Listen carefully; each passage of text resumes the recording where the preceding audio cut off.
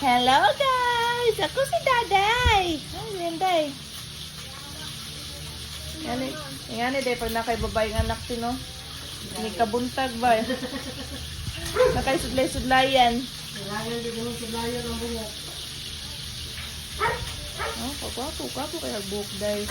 Anya, sudlayan na punta ni padi mo tikig. Kay tikig, kay mong buhok. Magbulbul. Isa na buhol-buhol. Mga hikot. Kaya pag kahumag kaligo. Wala pa man buhol-buhol. Bubo man ako buka Daday, taas man kayo. Ay, maray pa katanghilaan sa rito yung nanimay ba? Kaya po, isikipid yung buhok. Oh. Naglibog si Kalpa, naglibog daw siya. Ay, ito nagsisikip si Munggo, naglibog. Nanay ba?